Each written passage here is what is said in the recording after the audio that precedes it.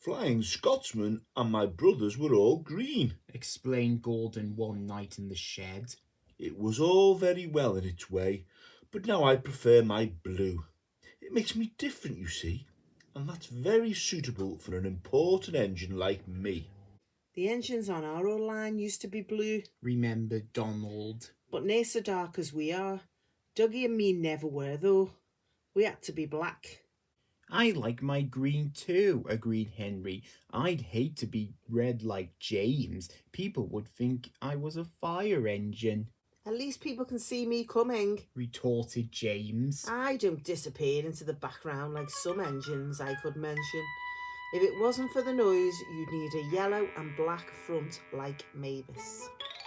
Henry's protests were drowned in the laughter of the other engines, and he went to sleep wondering how to pay James out.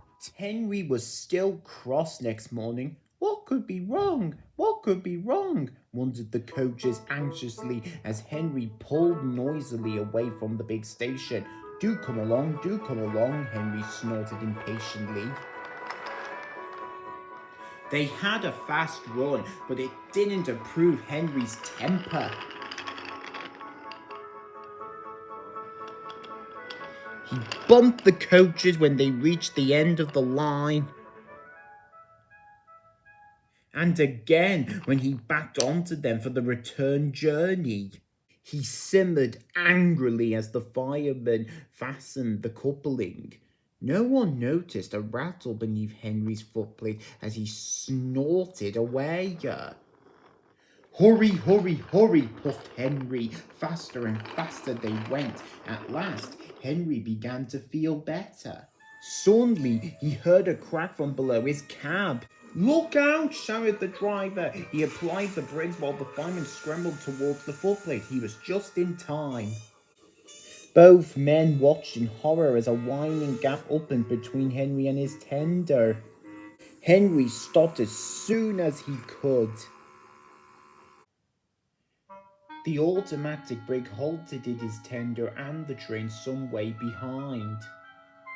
We must drop Henry's fire, said the driver urgently. It will be dangerous to let him boil dry now, and we can't get more water from the tender. The fireman agreed. Sorry, old boy, he said to Henry, just when we've got it going nicely too. But if you hadn't banged about so much, you wouldn't have broken your tender coupling. While the fireman devolved with the fire, the driver went back to tell the signalman what had happened. When he returned, he found Henry completely hidden in a huge cloud of black smoke which bellowed from beneath his cab. The fireman emerged choking. Henry's fire set the sleepers alight, he spluttered. You stay here. I'm going to phone the fire brigade. The driver eased Henry clear of the blaze. And then Edward came to take his train on. Henry felt most uncomfortable. Workmen made Henry a temporarily coupling. They rejoined him to his tender.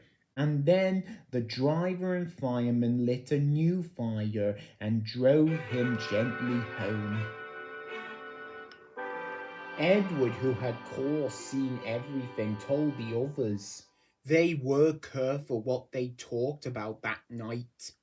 As for Henry, he was touchy on the subject of fires for some time afterwards, but James was quick to notice that from then on, Henry stopped making rude remarks about the colour of fire engines.